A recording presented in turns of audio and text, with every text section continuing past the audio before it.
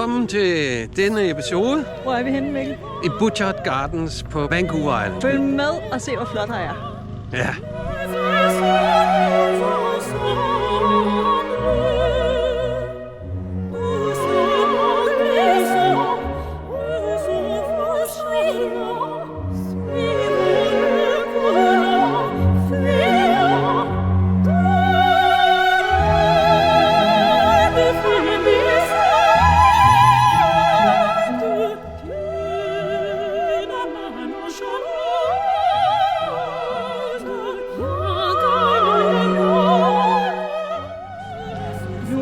Ind i den japanske have.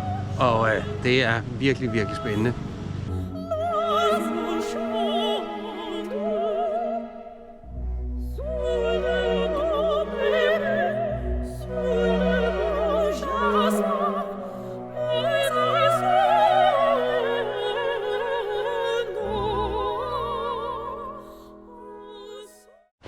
Velkommen vloggen.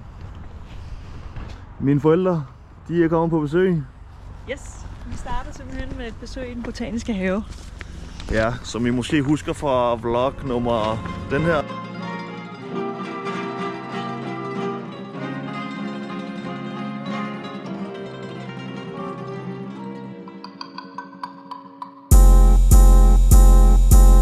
Fuck your bitch in the click you claim. I'm a west side rider coming quick with.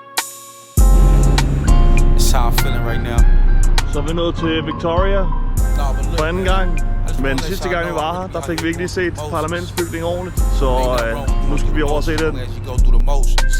You feel mad, but you know we be out here chin up, chest out here to the sky. Cause gangsters don't cry.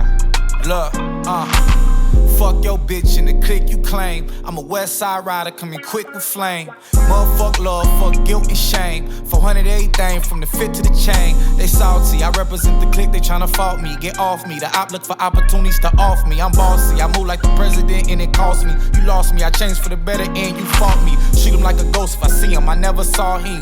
Silence is deadly and it be killing you softly. They link and talk bad about me, they have parties. Big lip niggas talk too much Steve Harvey. When I see him, I press them, they like sorry. Gullah Island niggas turning to Barney. But real estate is what the trauma brought me. Stay in the crib, take care of them kids is what it taught me. Listen, when it comes to these hoes, I'm like Tristan. But listen, when it comes to the gang, I'm like a Christian. Nu skal vi ud og se et vandfald. Little Qualism Falls. Over a bitch, she left her homie, I commission. And we seen it all on tape, now we tripping. This is what you sliding for, this is what you signed up for. Get snitched on and hit with life is what you signed up for. Fuck that, rewind it, switch the vibings, boy. Turn the block into fashion, I'm a designer, boy. They rather see you fucked up down bad when you finally overcame the shit that had you down bad. Imagine it, real life if it sound bad. The silver lining running through my black plaid. My nigga gotta drink to this. My niggas gotta drink to this. Pull me up. Fuck that, gotta drink to this. Fuck that, gotta drink to this. I said, pull me up. My nigga have a drink to this. My nigga have a drink to this. Let me get another shot. Fuck that, gotta drink to this. Fuck that, gotta drink to this. Hvad så vloggen? Vi skal over og spise nu på JNL Drive-In, som er en meget gammeldags amerikansk drive-in, hvor du simpelthen bare kører ind og parkerer. Og så kommer de ud til en, så kan man bestille noget mad og få det leveret til bilen. Så følg med, for vi æder med med sulten. It's crazy though when I start blaming folks who proof for they foul play, they never claim it though. Respect laws, we checking all bitch niggas off the list this year, he checked off. Gotta show him what neglect costs. Brotherly love, this is pep talk. I was there for you, I was there for you. Broke your bro heart, he really cared for you. You probably got some shit to say about me too. But switching up on gang, I went there to do. My nigga gotta drink to this. My niggas gotta drink to this. I am fucked up. Fuck that, gotta drink to this. Fuck that, gotta drink to this. My nigga have a drink to this. My nigga have a drink to this. Nigga, I'm drunk. Fuck that, gotta drink to this. Fuck that, gotta drink to this. Fuck this shit, I'm done.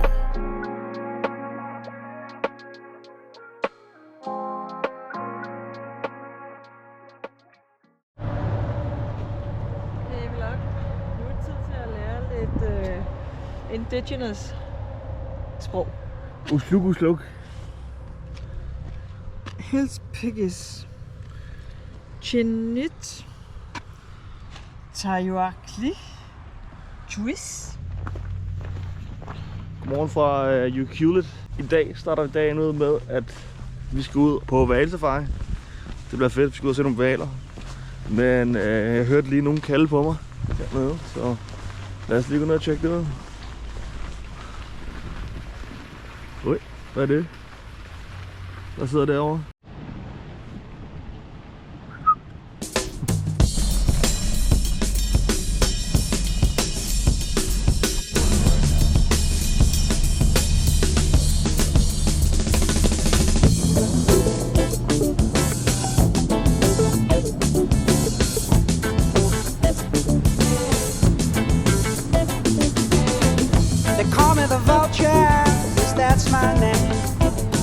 I fly high around the town looking for game. Nå, der er humpback-hvaler, grey whales, og de skulle være lige herude. Vi så i hvert fald noget vand, vi sprøjtede op i luften før. Så lige derude, der er der orcas, som jo er rævehvalen, killer whale. Så det er meget fedt.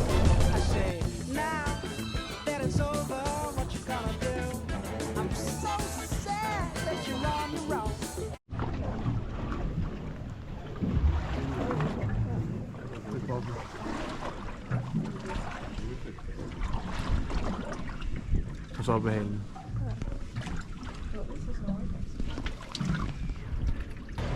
Ja, sådan. Ja.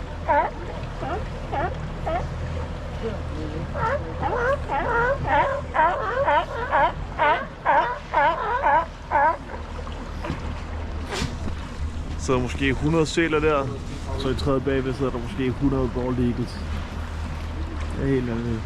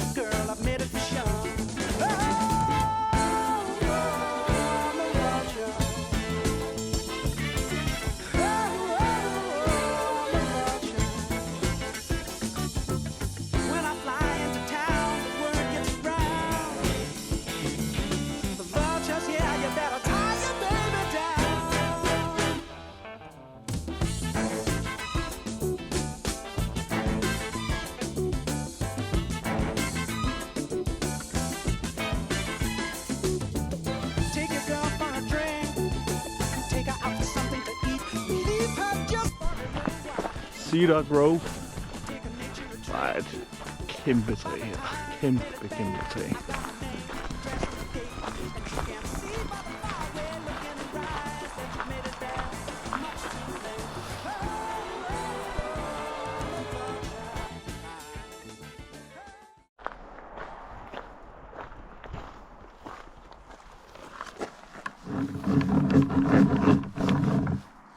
Please turn me till the message plays.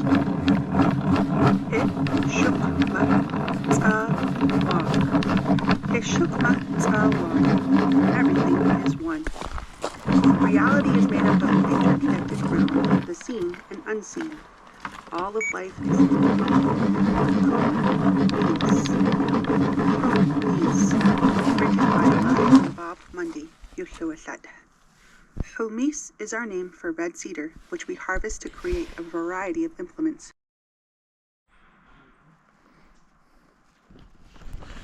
Vi er taget til Pacific Rim National Park, som ligger lige der.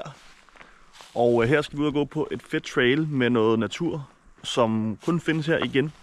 Og det er der mange ting, der kun findes her i Canada, men det er jo simpelthen fordi, de har så meget regnskov over det hele. Og det er jo selvfølgelig kanadisk regnskov, og det ser sådan her ud. Ret vildt. Så, følg med.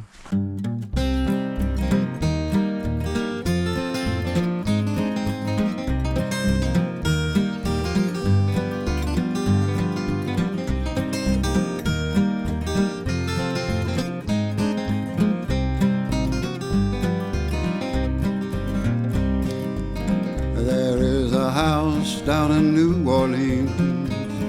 They call the Så er vi kommet til den kanadiske regnskov, hvor vi skal gå nogle ture nu. Og det ser ret vildt ud. Der er mos på hele lortet. Og det er jo en skov, der er totalt bare overladt til sig selv, hvilket vi mangler hjemme i DK. Det er meget fedt.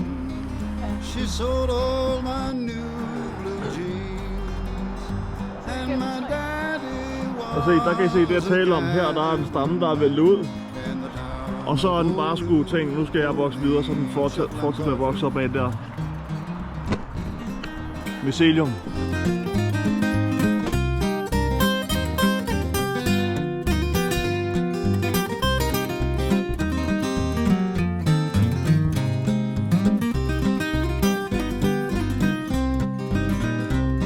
The only thing that a rounder ever needs is a suitcase or a trunk, and the only time he's ever satisfied is when he's on a drum. Ud af den kanadiske brødre. Boys, fill up your glasses right to the brim. Let the drinks flow merrily round. We'll drink to the health of a rounder.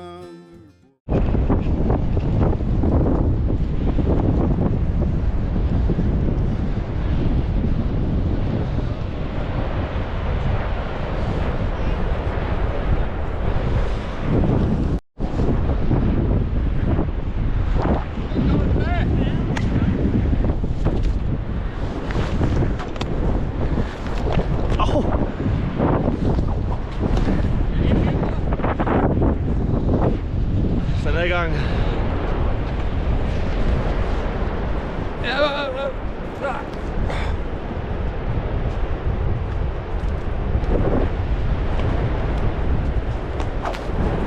Slap af.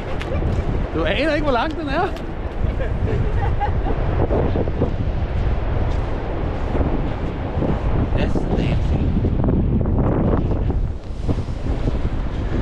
Det er en pickle.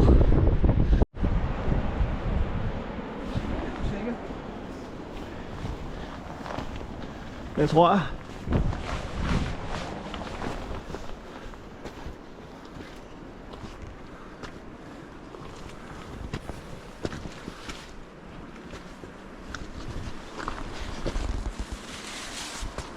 De gamle bare gå ud. Pussies. Så nu er det bare mig på vej til toppen. Det går stejlt op ad bakke. Og det er ro natur hele vejen op. Så jeg glæder mig til at se toppen.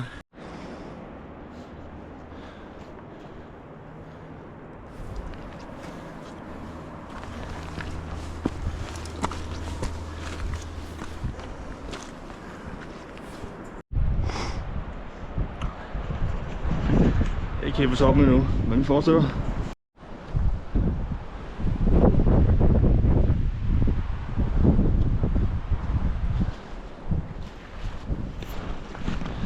Det er virkelig flot det her. Jeg tror vi har noget toppen. Måske vi lige skal herned og tjekke ud.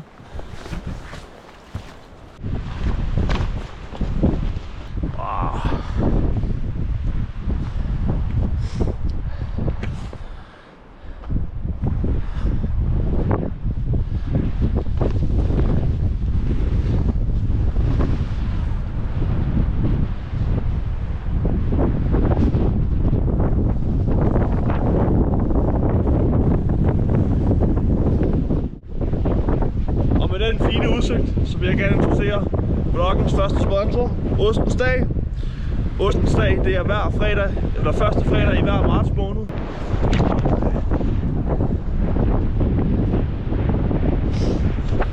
Fed hike.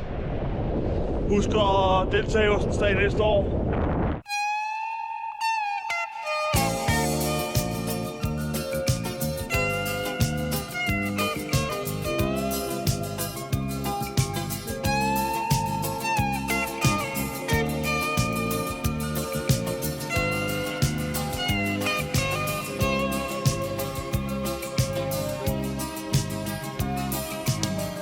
Te miré de pronto y te empecé a querer. sin imaginarme que podía perder. No me di mis pasos y caí en tus brazos. Tu cara de niña me hizo enloquecer. Pero fui en tu vida una diversión, tan solo un juguete de tu colección. Me embrujaste al verte y tus ojos verdes le pusieron trampas a mi corazón. Tropecé de nuevo y con la misma piedra. En cuestión de amores nunca he de ganar, porque es bien sabido que el que amor... Vi er tilbage igen. Jeg havde glemt mit kamera i går derhjemme på mit værelse på kollegiet. Så desværre så missede vi ud på alle de sjove ting, vi lavede i går. Det indbefattede vandreture, god mad og regnvejr, endnu mere god mad. Men i dag er vi tilbage, selvom det er sidst på dagen. Men vi skal lige ned og se udsigten her fra UBC, hvor jeg bor. Og skal vi have noget mad, og skal vi tidligt i seng, fordi vi skal op og vandre i Squamish i morgen. Så følg med.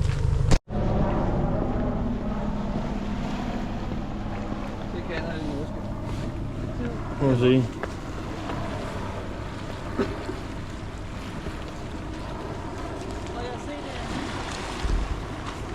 Hej. Hej vloggen.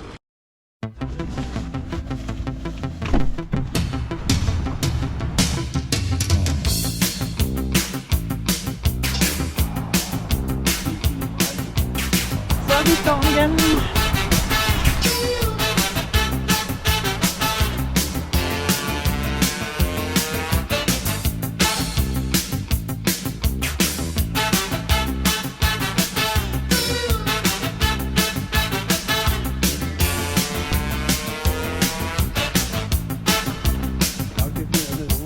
Det er sommer og familien skal i skoven. Himmelen er blå, ikke en sky for oven. De snupper et kystbanetog til den nærmeste oase.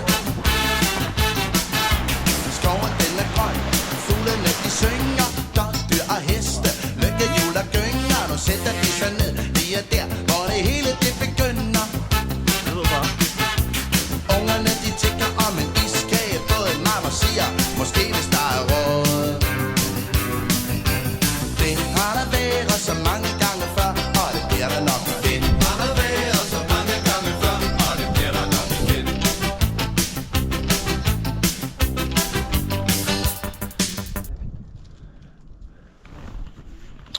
Vi er nået toppen. Den rigtige top, og der bliver lige skåret lidt ost. Og så kan I lige få lov til at få udsigten her. Der er desværre lidt overskyet i dag. Det er lidt en skam. Og der havde ellers været en fantastisk udsigt. Og Squamish, det ligger jo dernede. Shannon Falls. Kæmpe bjerg der, du. Og ingen bjørne, hvilket jo er lidt skuffende, hvor det er jo egentlig derfor, man tager til Canada. Men må ikke vi støder på en lidt senere i dag. Skud ostens dag. Skud til ostens dag.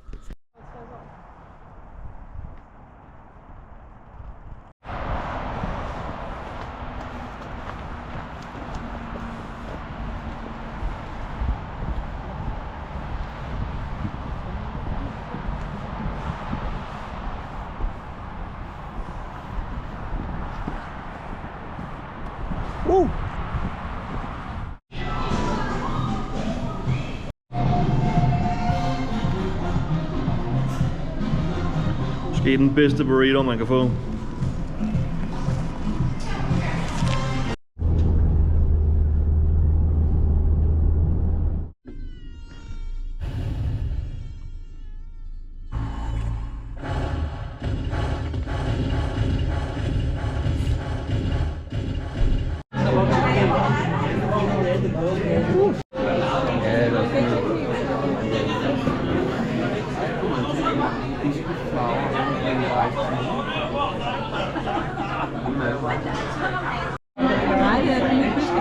Var det det?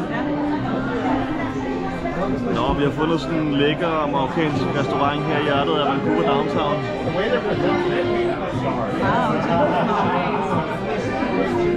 stemning i hvert fald. God musik og forhåbentlig også god mad.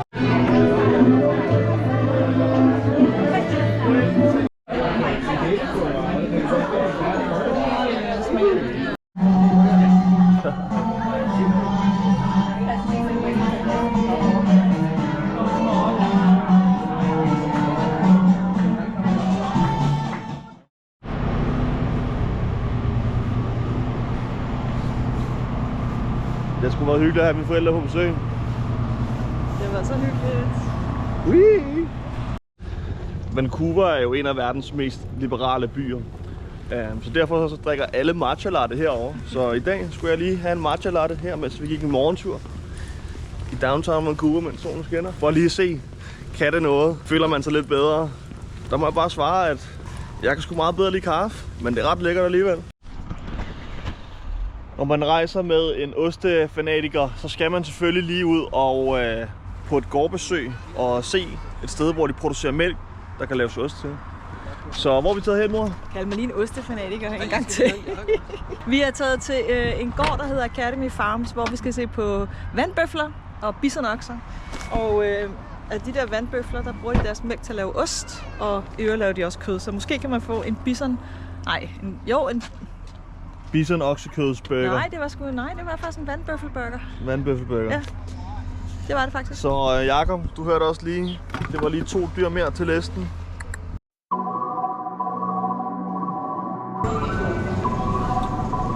Og det er simpelthen alt. Wow. Prøv lige at se en paneer. Lavet på bøffelmælk. Det er sgu da helt vildt, hva'? 100 kroner på det her kæmpe stykke paneerost. Er du excited? Ja, jeg er meget excited. But I love me a threesome. DM a delete she my little secret. You tryna dish me to blow up, I peep it. I can't respond, we just go at your people. If I left some rats on the bed, you can keep it. This shit getting deeper and deeper. I dig it. My shovel won't be, and I was broke, had to fix it. A shark in the water, you swim with a little fish. I hit the day, by tomorrow she miss it. I grab a net, she look up, then I kiss it. I'm not a goat, but I fit the description. I like the post, so I get the prescription. We walk around with them bands and I breach it. This gun ain't gon' jam and I blow, I ain't missing. I'm dropping hit after hit, I'm just chillin', but I'll send a hit while I chill with my children. Bigger the business, the bigger the office. I fuck around and found me a shred and I called up, they call for my artists, they making me offers. I don't even bargain, I start from the bottom. I lost a Ferrari, Las Vegas, Nevada. I woke up the following day and went harder. I'm cracking my shit, now they see that I'm smarter. I gotta get money, I love to get charter. I gave her 4 burgers at once for a startup. I can't let them down, walk around with my guard. I'm screaming out YOLO, yeah, that's still the motto. I know I be on some shit that they ain't thought of.